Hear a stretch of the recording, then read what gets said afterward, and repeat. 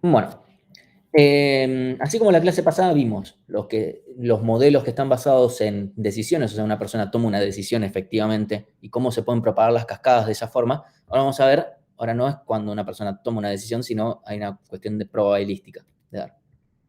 Entonces, lo que vamos a ver hoy son epidemias, un caso de estudio, también relacionado a temas y modelos de epidemias en general, y también rumores y fake news, cómo es que se pueden propagar y se pueden modelar como si fueran cuasi epidemias. ¿Sí? Entonces, como análisis de epidemias en general. ¿Sí? Y es un garrón, ya sé que estamos todavía en un momento, estamos recién saliendo de recién, depende cómo midamos, ¿no? Pero recién estamos saliendo de lo que fue esta última pandemia, o todavía estamos sufriendo algunas cosas, qué sé yo, pero tenemos que seguir hablando de esto, ¿sí?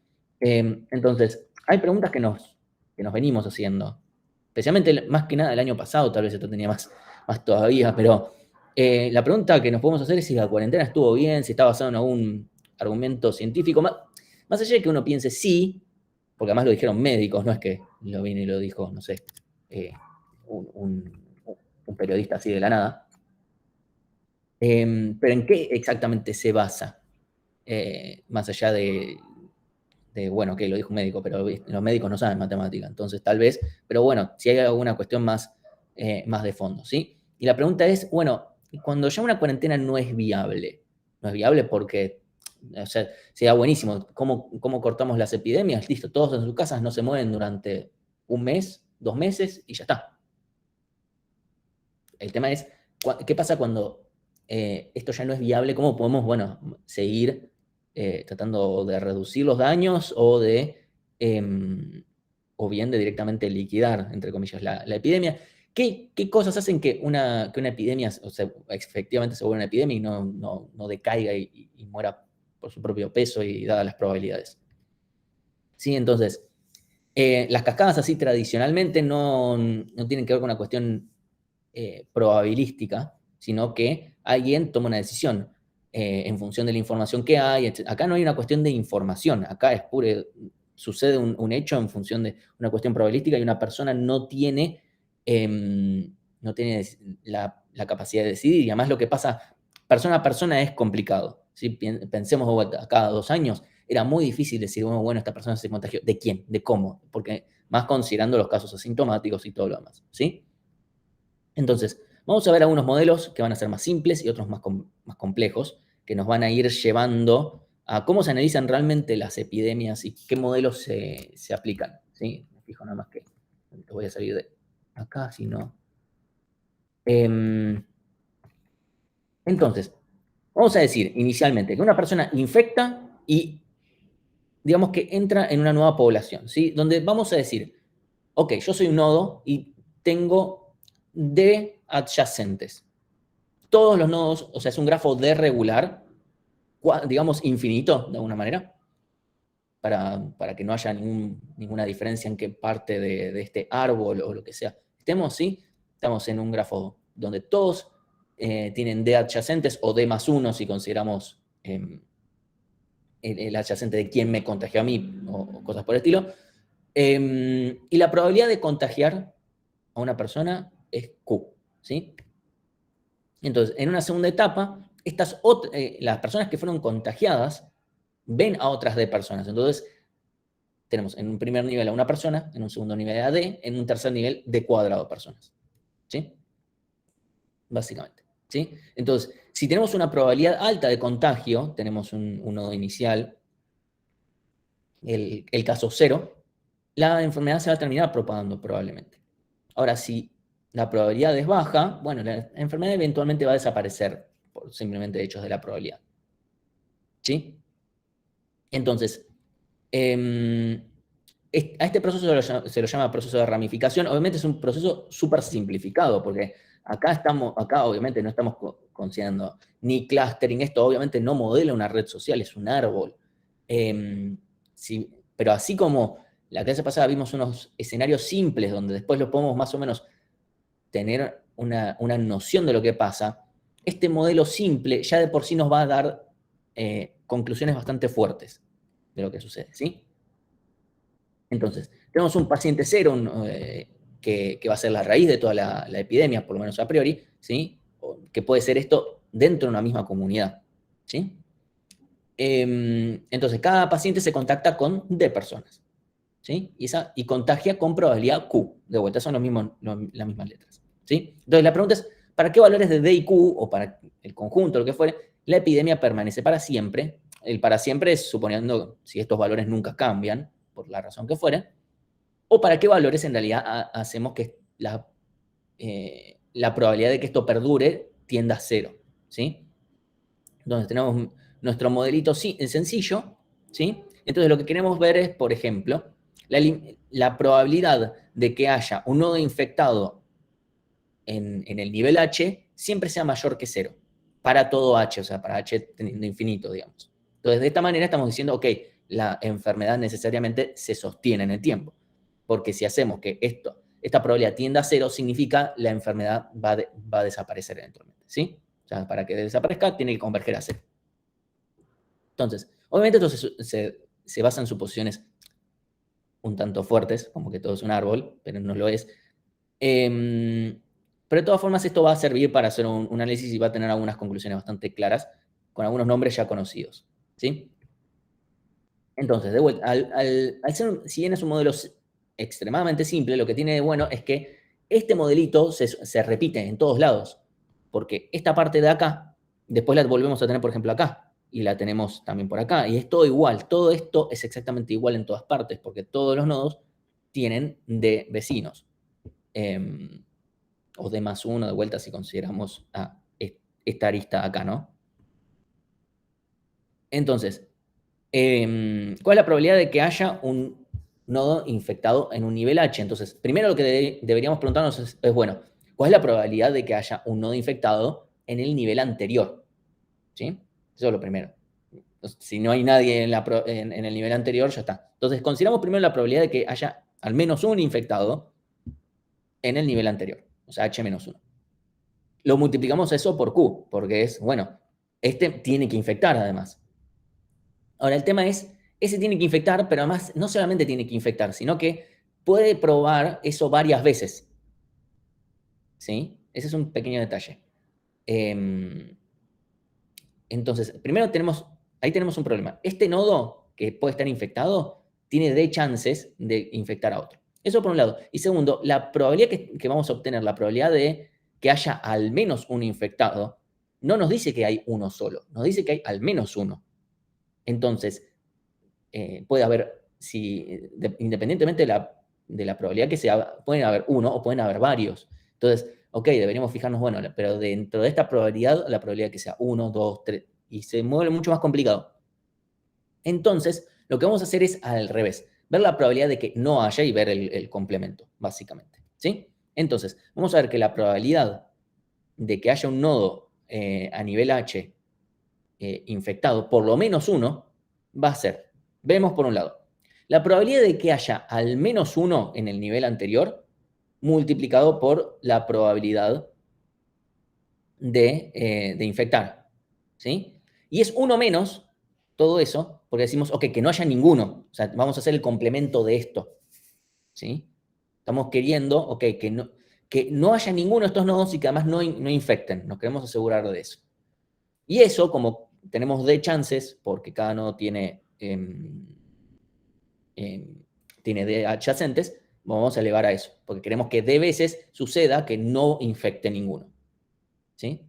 Entonces, esta es la probabilidad de que a nivel H no haya un nodo infectado. Entonces, vemos el complemento, hacemos 1 menos esto y nos queda directamente. Esto lo vamos a pasar a una función. ¿Sí? Directamente, reemplazamos H y H-1 por X. Directamente. Entonces, de esta manera podemos ir iterativamente viendo algunas cosas, donde decimos que X0, la probabilidad del paciente 0 de estar infectado, es 1, porque si no fuera 1 estaríamos complicados. ¿Sí? Entonces, lo que vamos a hacer con esta funcioncita, básicamente, es buscar lo que se llama punto fijo, porque queremos ver cuándo converge esto, de cuándo se detiene, para justamente saber cuál es exactamente la probabilidad. Digamos, la probabilidad en todos los niveles debería ser algo estable porque el modelo es siempre el mismo. Entonces, Esto va a terminar convergiendo cuando se encuentre con un punto fijo, cuando f de x sea x, porque después lo voy a aplicar de vuelta y me va a volver a dar el mismo valor, ¿sí? Entonces, lo que, entre comillas, vamos a querer, mentira, no queremos, es que esta curva se mantenga, nunca esté completamente por arriba, lo cual no va a poder suceder, de todas formas, ¿sí? Pero algo que nos va a interesar es, bueno, ¿cuándo o sea, esto eventualmente converge a este punto fijo? Otro punto fijo que podemos tener es el 0. F de 0 es 0. ¿Sí? Esto lo podemos ver acá. Si la probabilidad de, esto es 0, Q por 0 es 0, U menos 0, 1 menos 0 es 0, a la D todo es 1, 1 menos 1, 0. ¿Sí? Entonces, F de 0 es 0.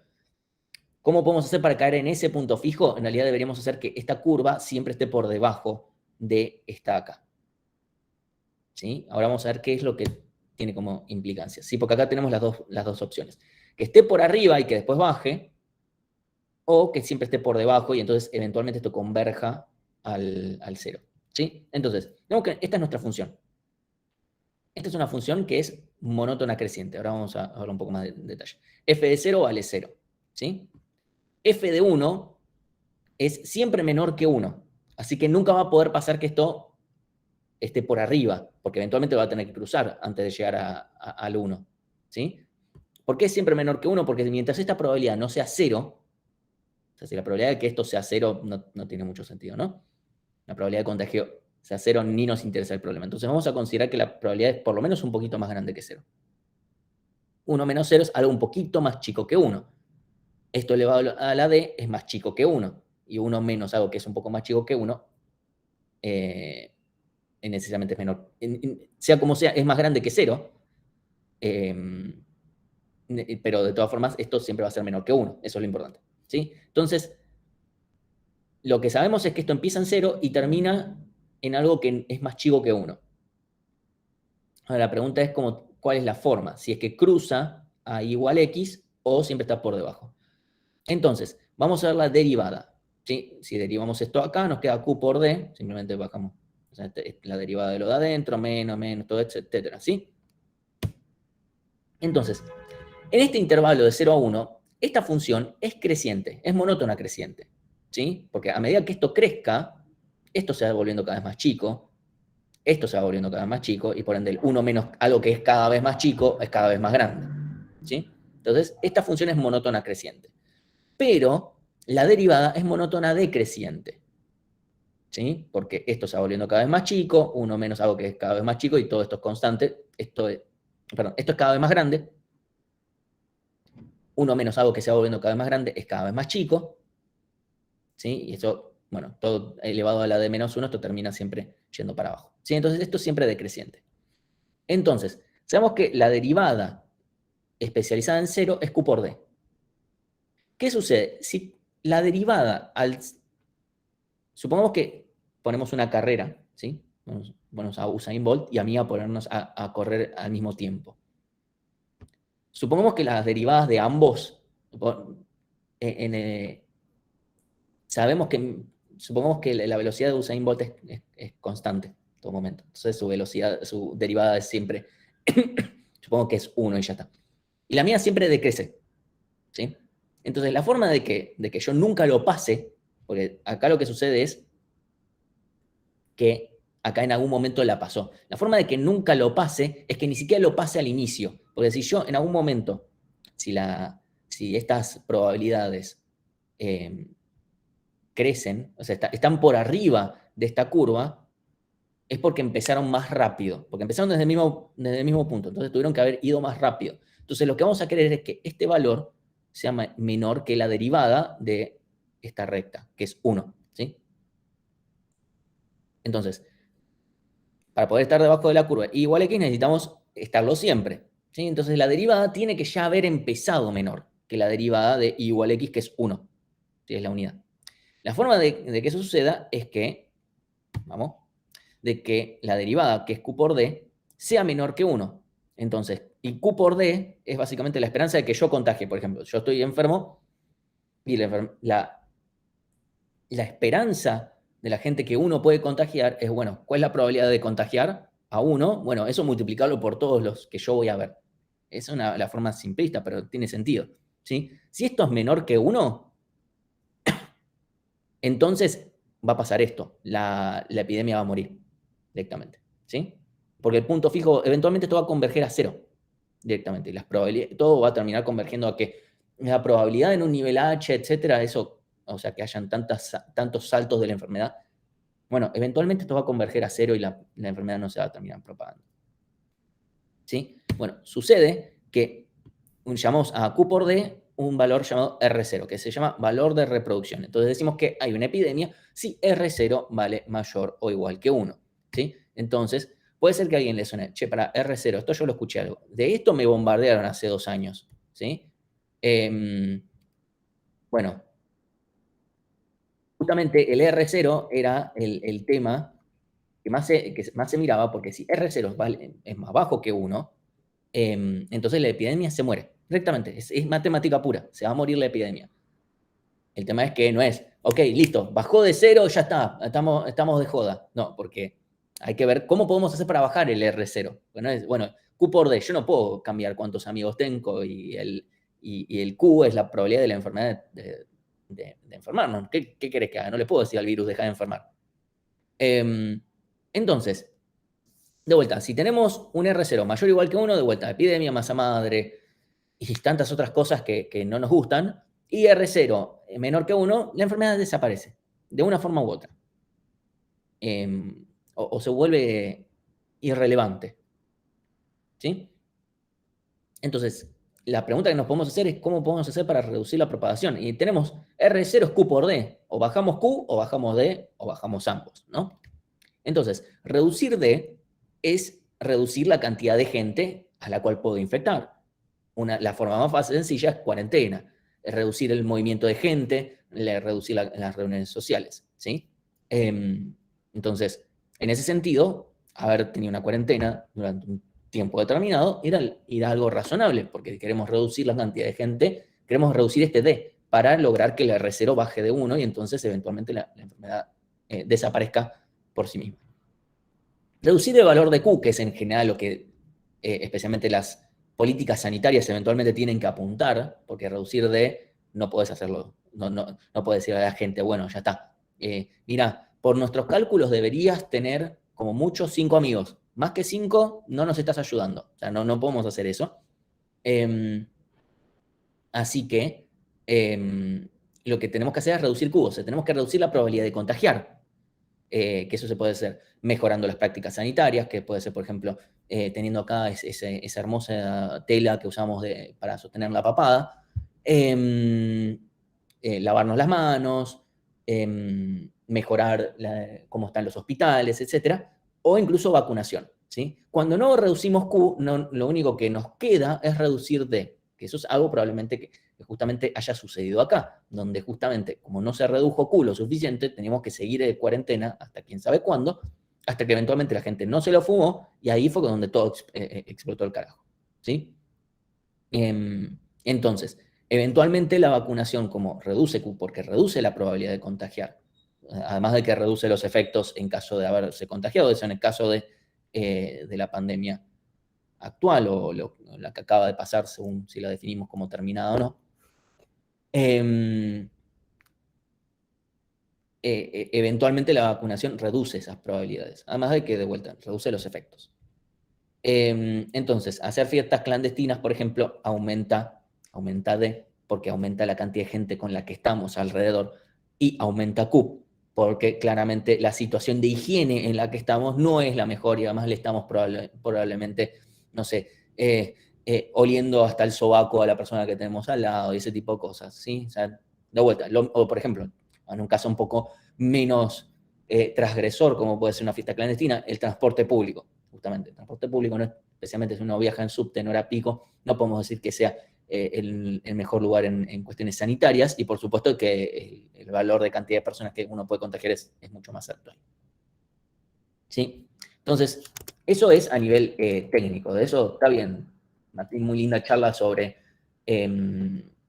enfermedades, qué carajo tiene que ver eso con informática. Bueno, Vamos a ver ejemplos de R0 que tienen algo que ver, y especialmente con redes sociales, ¿sí? Entonces, primero, vamos a ver de ejemplos de enfermedades, ¿sí? Tenemos, sarampión está entre 12 y 18, así que a vacunarse. Si tienen a alguien que no se quiere vacunar, le dicen te vacunás. Pues sí, veamos, el ébola está entre 1,5 y 2, ¿sí? Que en realidad es bastante bajo, y es muy bajo porque era tan mortal que no llegaba, o sea, no permitía poder directamente ir a infectar a otros, porque mataba a la persona infectada mucho antes de poder contagiar. El HIV está entre 2 y 5, no hay, es un poco difícil hoy en día justamente medirlo, porque es, ¿cómo haces para medirlo si justamente lo que estás tratando de hacer es reducir zarpadamente Q, o sea, que la gente use preservativos? Entonces es un poco difícil de medir y depende mucho del país en el que estés, porque justamente esta concientización. Entonces, por eso, en países donde esto está mucho más concientizado, el tema de los cuidados, está más cercano a 2, en países donde no hay ningún tipo de educación sexual, bueno, esto va más tirando a 5 países o comunidades, dependiendo del caso, ¿sí? Pues, COVID, por supuesto, todavía no hay resultados definitivos, se tienen que hacer los análisis y lo que fuere. Por ahora lo que se estima es que está entre 2 y 2,5, o sea, imagínense que el sarampión está entre 12 y 18, es muchísimo, ¿sí? Así que bueno, estos son los números que están más o menos manejando. Entonces, un caso de estimar este R0, pero para una red social, ¿sí?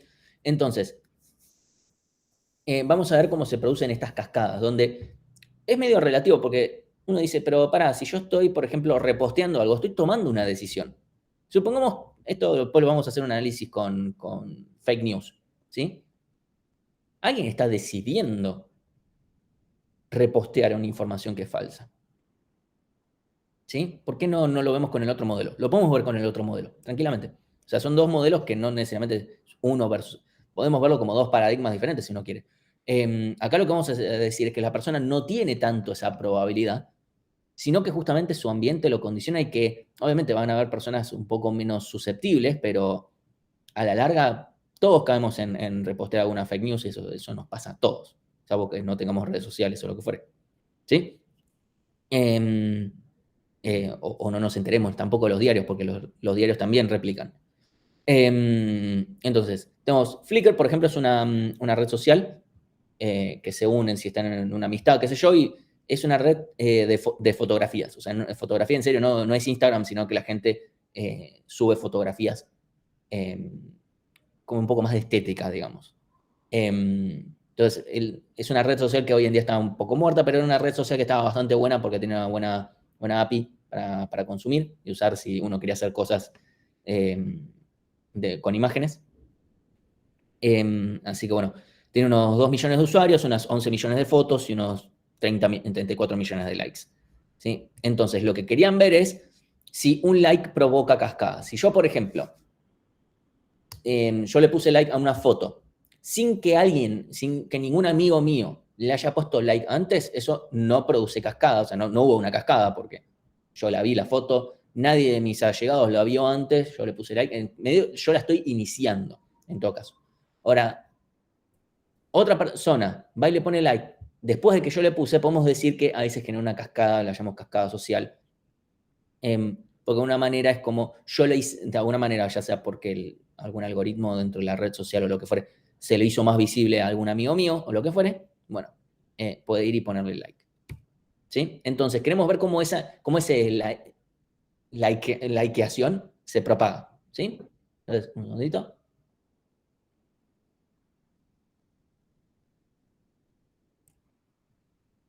Ah. Entonces, queremos obtener el R0. Entonces, tenemos algunas formas. La primera, una versión empírica que es, agarramos este nodo inicial y ver cuántos amigos se infectaron. ¿Sí? Y listo. A ver, literalmente, vemos Q por D, básicamente. O sea, vemos la proporción. Porque justamente era si recordamos, Q por D era, bueno, ¿cuántos tengo por la probabilidad? Bueno, vemos cuál es la proporción de vecinos que terminé infectando.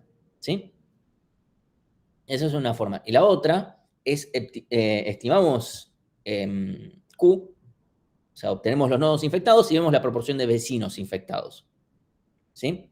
Y tomamos D como el grado promedio. ¿Sí? O sea, de vuelta, todo eso vamos a sacar promedios al final del día. Entonces, tomamos D como el grado promedio y vamos a hacer una corrección, porque de vuelta vamos a estar trabajando con el grado promedio, pero la red social no es un grafo D regular. Entonces, simplemente se corrige con esta formulita, hacemos el mismo Q por D, donde tomamos el promedio de las sumas de los grados al cuadrado, y esto, si no me equivoco, es es el promedio al cuadrado. Entonces terminaría siendo, si tachamos esto y acá dejamos el promedio, debería de ser exactamente lo mismo. Entonces, para el caso de Flickr, esto dio bastante bien, por lo que dicen. Hay como una correlación bastante clara. Eso es lo que dicen. Entre ambos casos, de vuelta, con la estimación y el empírico. O sea, tanto este con este parece que dan bastante cercanos. Datazo.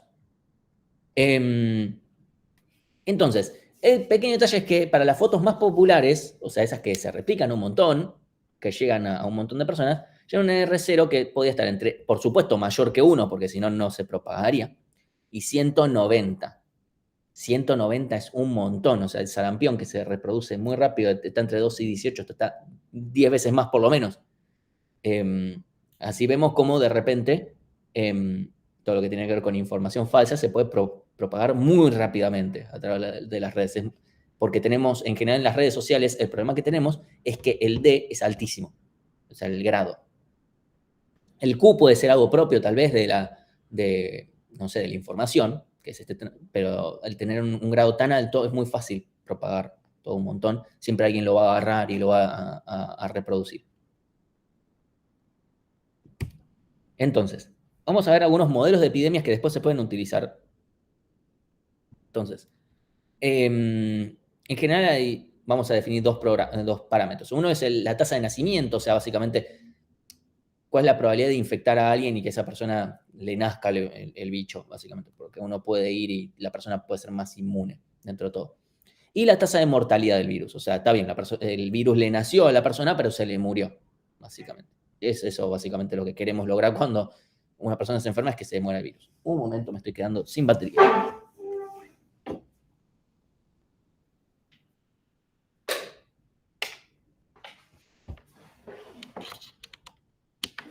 Ahí está. Bueno, entonces,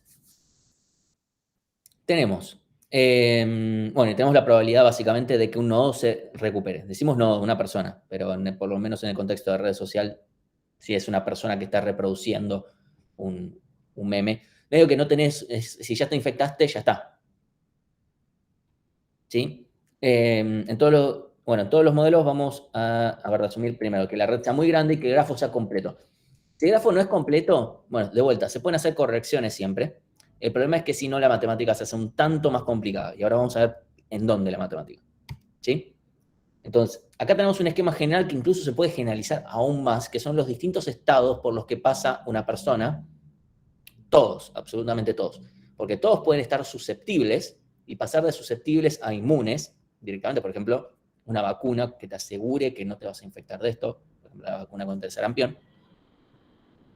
Después podemos pasar a expuestos y de ahí salirnos, por ejemplo, de ahí pasar a infectado, de ahí pasar a recuperado y después de vuelta. Después, obviamente el éxito puede ser desde nos volvimos inmunes o algo o, bueno, cosas menos deseables.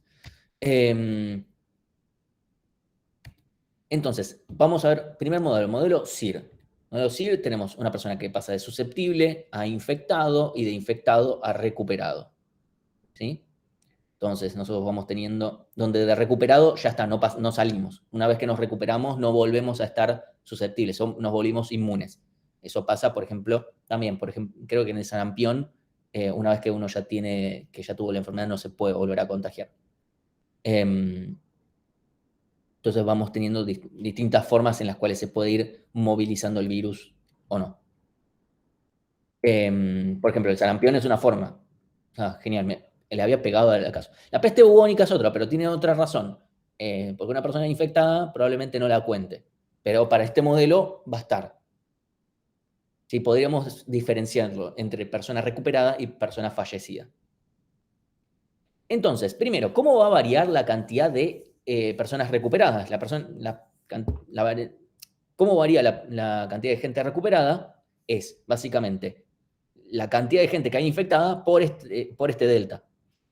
Así nomás, no hay mucha más vuelta, porque es básicamente, bueno, este delta es cuánta gente pasa del estado de infectado, la probabilidad de que una persona pase de infectado em, a recuperado, o el tiempo que conlleva estadísticamente. ¿Y cuánta gente pasa de susceptible a infectada? Bueno, va a haber cada vez menos gente susceptible, por eso el menos, y va a ser por beta, por S, por I. Acá es donde es muy importante, o sea, acá no es importante que si el grafo es completo o no, lo que fuere. Acá no, pero acá sí.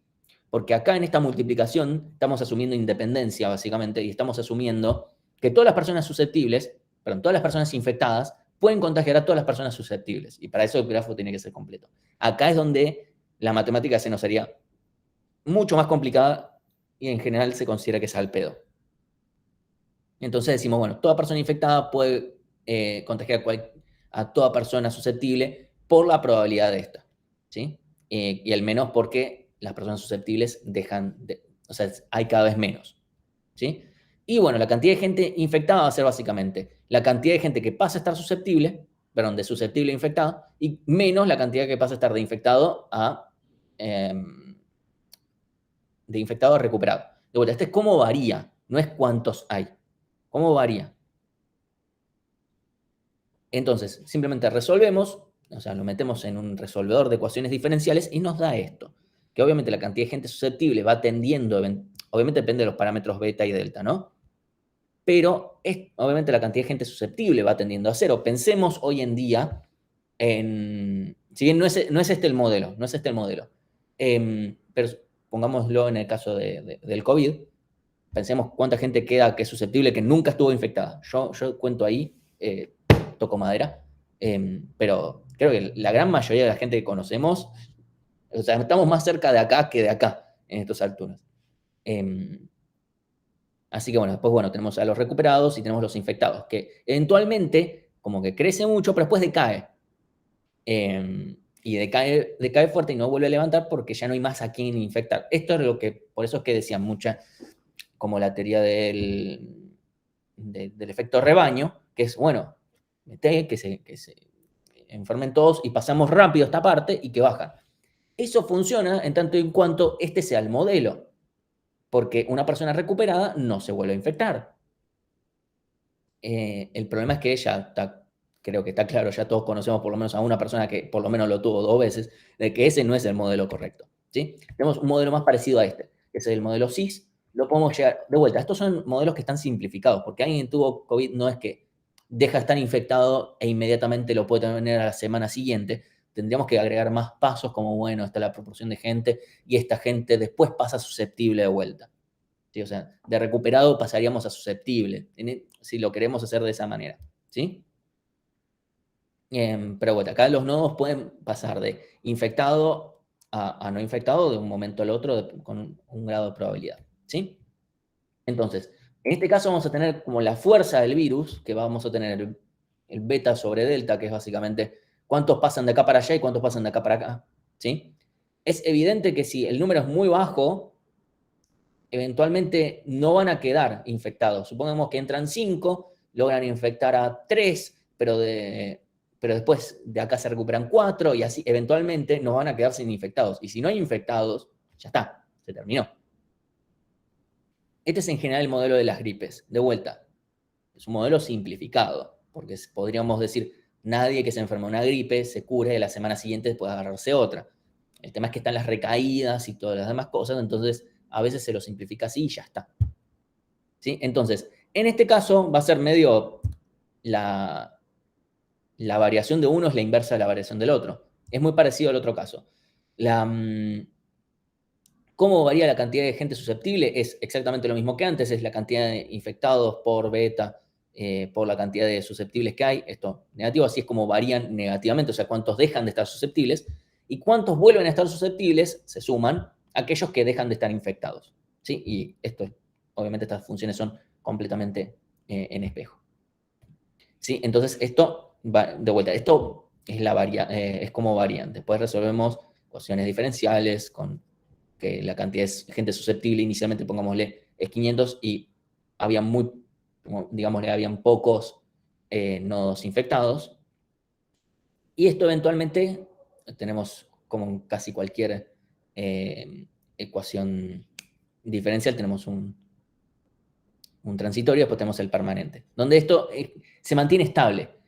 Y esto es algo que sí pasa bastante en las gripes, que es lo que se vuelven o estacionales o bien que se llaman endémicas, que es como, bueno, siempre están ahí. La pregunta es cuánto nos importa. Que eso es más o menos, no puedo decir, yo obviamente no estoy en capacidad de poder decir que estemos en ese momento, o sea, en esta etapa ya con el coronavirus. Yo supongo que sí, que es, ok, siempre va a haber una cantidad de gente que esté infectada. La pregunta es, bueno, ¿cuántas muertes eso conlleva, no? Porque ese es el gran problema, porque si me dijera que eso conlleva un montón de muertes, o la probabilidad de muerte es altísima, bueno, hoy en día creeríamos que no, gracias a las vacunas. Entonces, que hayan algunas personas infectadas, no, a priori no sería grave, por lo que tengo entendido. ¿Sí? Entonces, a diferencia del modelo CIR, este no se consume. En el modelo anterior, la cantidad de gente que se podía infectar se consume. Eventualmente, ya, si todos los susceptibles fueron infectados y se recuperaron, ya está. Donde ya sea porque se recuperaron o porque fallecieron, lo que fuera. En este caso, de vuelta, suponiendo que el modelo de la mayoría de las gripes que no terminan derivando en neumonía y cosas por el estilo, donde volvemos a ese caso de recuperado pero que no, pero que falleció. Bueno, acá obviamente, ¿qué tan arriba queda esto? ¿Qué tan abajo queda esto? Va a depender mucho de valores de beta y delta, ¿sí? O esta fortaleza, ¿sí? Entonces, de vuelta, acá, por ejemplo, terminamos con un 80% de la gente que termina estando infectada permanentemente. Y se curan, otros van, mientras unos se curan, otros se infectan, ¿sí? Entonces, la pregunta es, bueno, ¿cuál es el valor de esta fortaleza, esta relación entre beta y delta para que la gente se termine curando más rápido de lo que se infecta, ¿sí? Entonces, se termina viendo que si yo agarro el grafo, que representa la comunidad de alguna manera, o la gente, agarramos Argentina, y vamos a ver que beta sobre delta es menor que 1 sobre el autovalor más grande, bueno, entonces no hay epidemia. Así que para la próxima lo que hay que hacer es agarrar y generarnos la matriz de adyacencia de los, dicen 47 millones en el censo, que entiendo que no estuvo muy bien hecho. Yo no estuve en Argentina en ese momento, pero por ejemplo a mi edificio no vinieron a censar. Supongamos que somos 47 millones. Bueno, obtenemos la matriz de adyacencia de 47 millones por 47 millones. Obtenemos el autovalor más grande. Bueno, si hacemos 1 sobre eso, vemos cuánto. Obviamente esto no es muy practicable, pero esto es un resultado. Como siempre en ciencia de la computación, siempre venimos con resultados que no sirven para un carajo, pero bueno, en la teoría, como vos mirá. Entonces, acá hay distintas simulaciones dependiendo si S vale 0, suponiendo que el máximo autovalor fuera 1, vemos que si S vale 0,9112, no importa cuánta gente haya inicialmente, eventualmente la enfermedad desaparece. Ahora, si es 1,003, suponiendo de vuelta que el autovalor más grande vale 1, vemos que la enfermedad persiste. Obviamente, siendo tan chiquito, persiste en un número muy pequeño, pero de todas formas persiste. Y obviamente, si ya es 1,1, o sea, un 10% más, bueno, ahí ya persiste en un número muchísimo más grande. Entonces, por ejemplo, para otra enfermedad, hicieron un modelo mucho más elaborado. Acá les dejo el link al paper e incluso desde ahí pueden llegar a todas las estimaciones que hicieron. Lo que hicieron fue decir, bueno, ok, tengo un estado que es las personas que son susceptibles, los que están expuestos, de expuesto a infectado, de infectado a hospitalizado, o directamente podemos pasar a fallecido, no enterrado, y después a individuo que no transmite más. De vuelta, sea porque pase de infectado o hospitalizado a no transmito más porque no porque ya está, me curé, que entiendo que estos valores son los menos, y están los fallecidos, que había que considerar, bueno, cuánta de esta gente todavía podía em, transmitir. No se sabía si este estado y este estado eran diferentes o eran el mismo. Lo mismo pasó en su momento con el coronavirus, que bueno, después se tomaron decisiones muy desacertadas por eso, pero eso es otro tema. Entonces, bueno, acá se definió, bueno, para cada pasaje implica un hiperparámetro más, que bueno, con todo hay que estimarlos, ¿sí? Entonces, bueno, acá tienen las estimaciones del R0 y cómo se estimaron todos estos parámetros y todo lo demás, ¿sí? Sí, bueno, vamos a la parte tal vez más jugosa. ¿Cómo funciona esto de calcular la fake news? Si esto sirve de alguna manera. Entonces, les dejo acá unos papers, por si les interesa, de cómo lo que hizo un grupo de investigadores fue modelar a las noticias, básicamente con un modelo que se llama 6, que era pasar de susceptible a expuesto, de expuesto a infectado, pero también se podía pasar de susceptible a escéptico. ¿Sí? Es como, básicamente, no sé exactamente cómo se diferencian. El escéptico sabemos que nunca va a estar infectado, o sea, nunca va a repostear. Pero el expuesto, supongo que es la gente que directamente entra, por ejemplo, a la noticia falsa y la lee. Entonces, esa persona está expuesta. El escéptico ya ve el título y dice, "Ñe", ¿sí? Y bueno, el infectado es el que lo lee y dice, ajá, repost. ¿Sí? Entonces, esto se puede incluso complejizar un poco más, donde podemos pasar, donde se pueden pasar de estados a distintos. Mientras estoy pasando un estado, en realidad terminar pasando a otro y cosas por el estilo. No sé, eso hay que leerlo directamente del paper, porque le agregaron esa complejidad extra, pero bueno, agregaron distintas probabilidades. Esto es un RO, no es P, es otra cosa, que son, de vuelta, son los distintos parámetros que son probabilidades de pasar de un estado al otro. ¿Sí? Entonces, básicamente lo que hicieron es, ok, tenemos este modelo, vemos de obtener los parámetros, en función de los parámetros, básicamente resolvemos una ecuación diferencial, vamos y volvemos porque tenemos que de vuelta ver si eso coincide, hacemos un grid search para obtener, bueno, lo que mejor ajuste, no sé si hicieron cuadrados mínimos o alguna otra forma, pero bueno, de esa manera obtenemos el mejor set de parámetros. Eso es básicamente lo que definieron, ¿sí? Entonces, hicieron además unas comparaciones entre el modelo CIS, ese de pasar de susceptible infectado y infectado susceptible, lo hicieron con este otro modelo y vieron qué tan bien dio. Entonces, por ejemplo, tenemos algunos ejemplos de noticias reales que vemos que adapta bastante bien en algunos casos, ¿sí? Tenemos un escenario, acá tenemos unas noticias del Papa, que este modelo ajusta bastante bien. Sí, de vuelta para otros, incluso algunos que son. Estos son cómo se fueron reposteando cosas en Twitter, ¿sí? Cómo se reposteó la misma noticia en Twitter una y otra vez. Sí, y hay algunas que, por ejemplo, acá tenemos una de Michelle Obama, que era una noticia, no recuerdo ahora exactamente cómo era, pero era una noticia que era difícil encontrar una fuente en la cual se supiera efectivamente si era real o no. Lo cual obviamente lo hace más complicado. O sea, era difícil conseguir una fuente, ya sea que diga que esa noticia era cierta como que fuera falsa. Entonces, eso tiene algunos resultados. Después algunas noticias falsas, por ejemplo, una noticia falsa de Obama, una noticia, no sé qué es, lo Doomsday, una noticia falsa creo, de la muerte de Fidel Castro, ¿sí? Vemos que ajusta mejor este método que el método CIS. Vamos a ver qué es lo que en realidad significa esto, porque es como, ok, qué lindo que ajuste, ¿qué me importa? ¿Qué significa esto? Obviamente ajusta mejor cuanto más real es la noticia. Esa fue una conclusión que sacaron. Entonces definieron, ok, RSI, no me acuerdo qué significa en la SLA, pero bueno, definieron este parámetro de RSI como 1 menos P por beta más 1 menos L por B dividido ρ más epsilon. El epsilon creo creo que no es ningún parámetro. No, el epsilon es solamente para una cuestión de error. O sea, aplicaron esto, directamente obtuvieron al final los mejores hiperparámetros, son los parámetros de las ecuaciones diferenciales que mejor ajusten.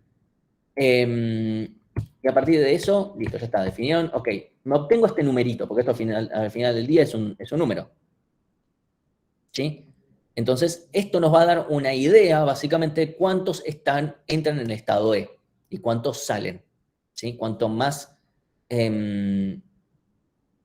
sea, si es muy chico, probablemente la gente no está leyendo mucho lo que está pasando o no tiene un criterio y simplemente repostea y de otra forma lee. Bueno, algo que termina dando es que para las noticias reales, y obviamente cuanto más fácil de constatar sean, terminan dando valores bastante grandes. Este caso en particular, que era difícil de constatar, bueno, dio un número mucho más chico de lo que suelen dar de esto, del RSI. En cambio, las noticias falsas en general dan números muy chicos. Entonces, de esta manera podríamos determinar si una noticia es verdadera o falsa en función de cómo se fue moviendo a través de la red. O sea, ni siquiera hay que leer el contenido. Acá nadie está... Yo en ningún momento leí el contenido de ninguna de estas noticias, ni tampoco lo hicieron las personas, salvo para decir, ok, esta noticia sé que es verdadera, porque estoy haciendo este análisis. Entonces, viendo cómo se propagó, o sea, viendo obviamente un análisis en Twitter de las personas que fueron reposteando, ¿sí? Y viendo, bueno, de tal punto, tal otro, etcétera. O sea, se pusieron tiempos por tiempos a ver cómo fue variando la cantidad de personas en los distintos estados. Bueno, a partir de eso ajustaron los parámetros, a partir de eso, después de hacerlo iterativamente un par de veces, obtuvieron estos valores. Resultados interesantes, por lo menos. Como, bueno, si este valor da bastante alto, digamos mayor que 1, podemos considerar que la noticia es verdadera. Si da menor que 1, tal vez la noticia es falsa. Alguna obviamente va a caer de un lado incorrecto, pero es un estimador. Así que bueno, esto va a ser cortito, a nivel cascadas independientes. Podemos agregar otro modelo que es, ok, tenemos unos early adopters, donde early adopters pueden ser también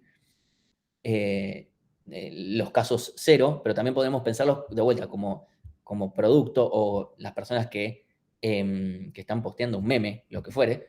Y obviamente las personas no van a necesariamente repostear de la misma forma, no sé, pueden tener relaciones con distintas personas y no por eso las personas tienen la misma cantidad de influencia, que eso es algo que habíamos mencionado antes. La clase pasada lo pensamos más como un escenario donde daba todo lo mismo. Bueno, ahora lo podemos pensar también, bueno, ¿qué pasa si tuviera la información de cuánta influencia tiene cada nodo? ¿Sí? ¿Cuál es la probabilidad de contagiar o cuál es la probabilidad de influenciar?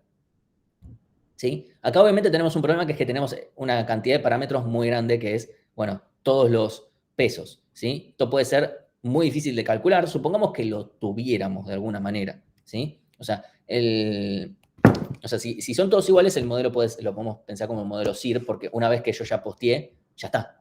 No puedo, no puedo puedo volver a postear, pero ya está. O sea, ya sea si recapacité o no, yo ya está, ya lo propagué. Entonces, si son todos iguales, van a ser el modelo SIR, porque está, más allá de que el modelo SIR asume que el grafo es completo, esencialmente va a ser ese modelo, porque ahí no estoy distinguiendo quién con quién. Y eso puede ser demasiado simple, lo otro puede ser demasiado complejo. ¿Sí? Entonces, por un lado tenemos el concepto de exposición, que en este caso tenemos el nodo que quedó expuesto a un contagio por un vecino, de vuelta por la decisión que tomó o lo que fuere. Y después adopción, que es, ok, bueno, todo esto de vuelta no es lo mismo que un contagio porque estoy tomando la decisión, pero digamos que el nodo está actuando por este contagio, ¿sí?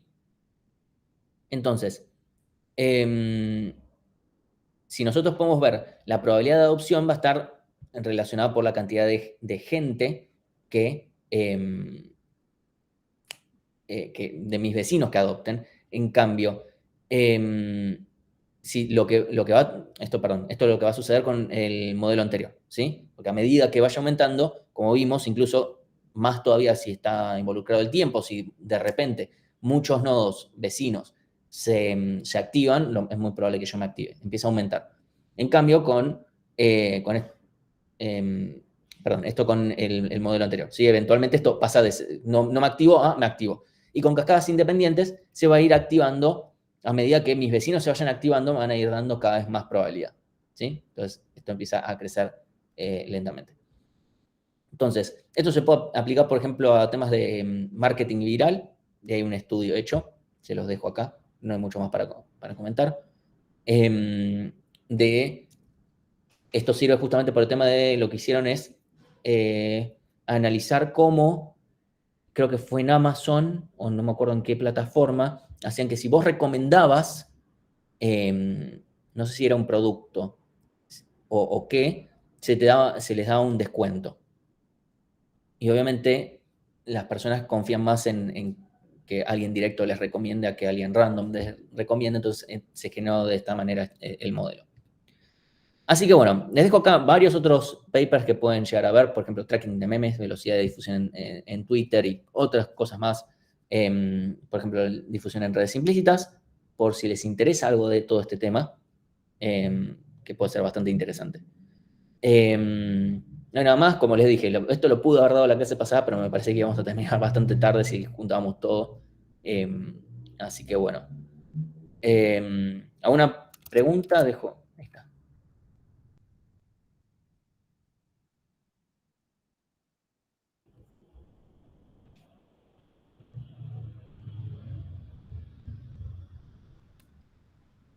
Bueno, voy a asumir que no. Un segundito. Voy a cortar la grabación.